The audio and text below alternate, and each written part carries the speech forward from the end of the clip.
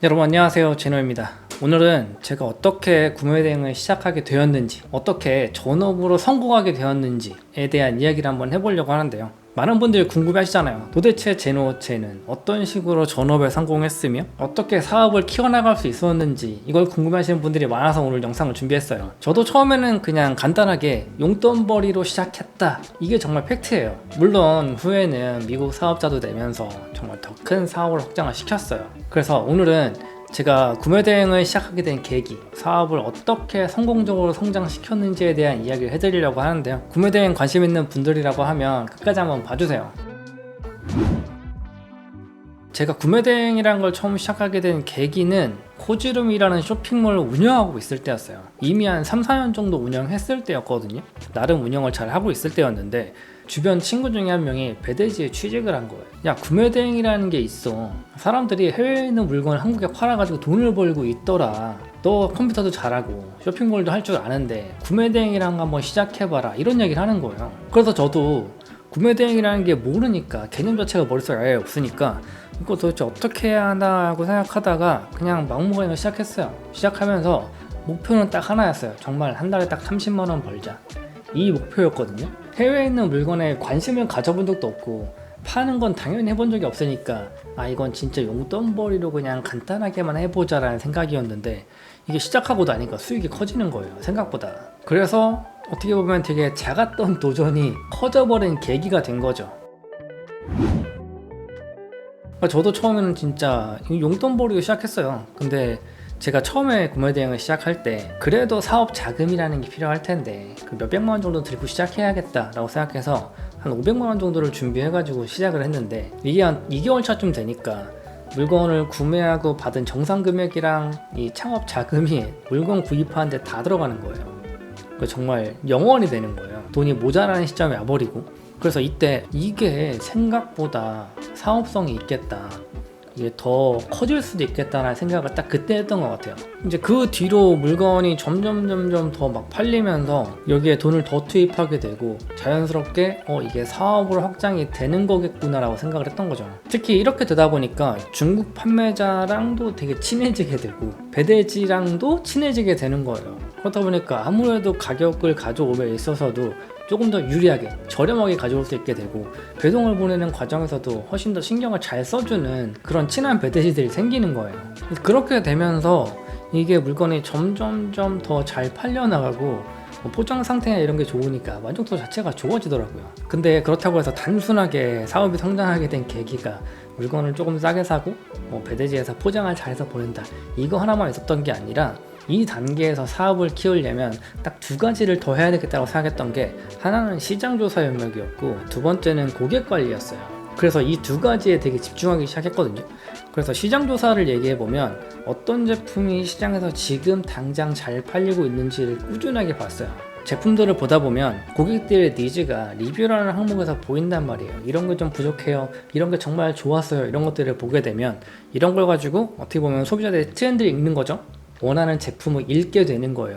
그래서 그런 제품들을 찾아가지고 보여주고 판매하는 전략, 그게 첫 번째로 시장조사였고, 두 번째 이제 고객관리 같은 경우에는 고객들의 신뢰를 쌓는 가장 큰 요소가 배송이 빨리 가는 거잖아요. 그리고 포장이 잘 되어가서 깨끗하게 제대로 도착하는, 이게 중요한 거고, 그 다음에 중요한 게 고객의 문의나 이런 거에 되게 빠르게 즉각적으로 응대해주고 배송 상태도 지속적으로 체크해주면서 고객들이 안심할 수 있게끔 만들어주는, 이렇게 하다 보니까 고객들이 이 스토어에서 사면 물건이 오는 과정도 알려주고 물건이 정말 제대로 왔는지 확인도 해주고 사후 서비스가 진짜 좋다라고 하니까 재구매가 이어지고 제 스토어를 다른 친구에게 소개해줘가지고 물건을 구매하게 되는 이런 일들이 발생을 하는 거예요. 그래서 재구매율이 생각보다 좋았어요. 해외 구매 대행 스토어임에도 불구하고. 이렇게 어떻게 보면 좀 전략적이었죠. 시장을 좀 체크하고 고객 관리를 통해서 점점 더 사업이 확장하기 시작했던 거였고, 정말 전업으로 구매 대행을 하게 된 거죠. 사실 저는 이미 앞서 말한 그 시점에서 구매 대행을 전업으로 전환을 해버렸어요. 근데 사업이 본격적으로 규모가 커지기 시작했던 건 미국 사업자를 내면서부터였거든요. 미국 사업자를 내게 된 계기는 되게 간단해요. 해외에 있는 회사들과 약간 계약이나 이런 것들을 하기에 국내 사업자보다는 미국 사업자가 아무래도 좋더라고요.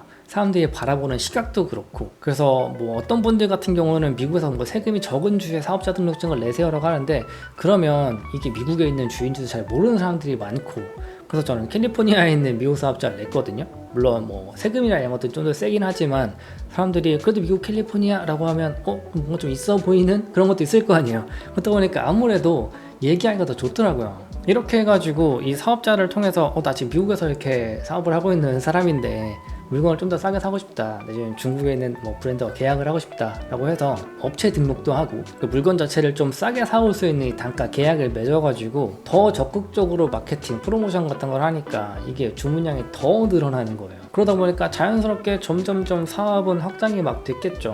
그래서 결과적으로 보면 물건을 더 싸게 사는 거에 대한 이점도 있었고, 더 싸게 사다 보니까 마케팅을 적극적으로 더 할 수 있는 그런 여유 같은 게 생기잖아요. 아무래도 하나를 팔아서 좀 돈이 더 남으면 그 더 남는 만큼은 내가 마케팅 투자 비용을 쓰겠다라고 할 수도 있는 거고, 그렇다 보니까 판매량이 더 늘어나고, 판매량이 더 늘어나면서 마진이 더 커지고 사업이 확장이 되기 시작했던 거죠. 그렇다고 해서 저도 이제 구매 대행이 정말 쉽기만 했냐라고 하면 또 그렇진 않았단 말이에요.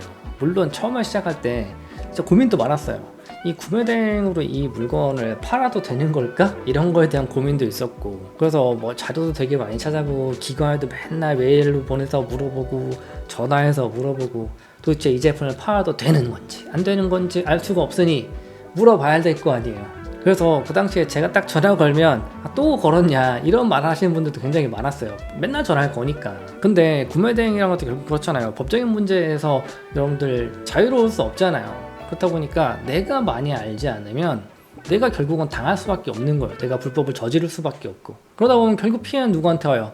나한테 오잖아요. 물론 고객들도 피해를 보긴 보겠지만 금전적인 손해는 제가 본단 말이에요. 그래서 그만큼 더 신중하게 접근을 하긴 했죠. 그리고 또 한 가지 어려웠던 거는 이 중국어가 너무 어려운 거예요. 여러분들도 마찬가지일 텐데 중국 판매자랑 소통을 한다는, 타오바오에서 뭐 알리왕왕이나 이런 걸로 말을 걸긴 걸잖아요.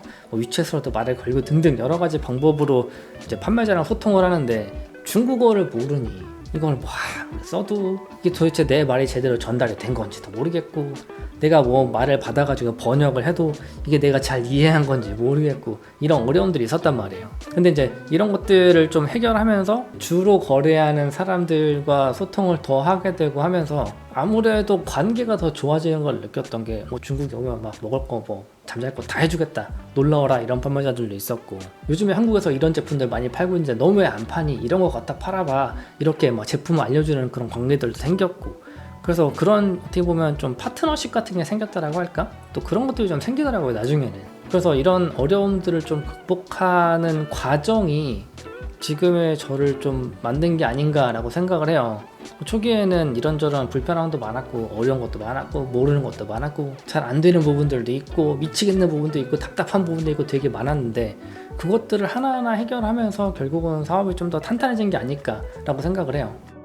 오늘은 제가 구매 대행을 시작하게 된 배경, 전업으로 어떻게 확장을 했는지, 용돈벌이로 시작했다는 사업이 어떻게 점점 커져가지고 지금의 자리에까지 올 수 있었는지에 대한 이야기를 해드렸어요. 제가 이 과정 속에서 어려웠던 부분들도 해결을 하고, 나름은 고민한 방법들을 적용시켜서 판매를 하면서 사업을 성공시켜 왔으니까 이런 내용들을 여러분들에게 좀 알려드리면 사업을 하시는 데 도움이 되지 않을까 해서 영상을 한번 찍어봤어요. 구매 대행 시작하시려는 분들이 또 더 확장하고 싶은 분들 많을 거예요. 난 지금 어느 정도 물건 판매하고 있는 건 맞는데 여기서 더 확장하고 싶어, 더 커지고 싶어. 그런 분들이 이제 1대1 컨설팅 같은 경우도 저한테 진행을 하고 하시는데, 그런 분들한테는 더 많은 걸 말씀드릴 수 있는 이유가 제가 그동안 겪어왔던 것들이 많기 때문에, 그래서 이런 것들을 여러분들에게 더 알려드리려고 영상으로서 한마디라도 더 해드리는 거예요. 그러니까 이 영상 보시고 좀 힘내시고 할 수 있다 라는 생각을 가지고 꾸준히 한번 도전해 보셨으면 좋겠다 라는 생각이고요. 오늘 제가 해드린 이야기가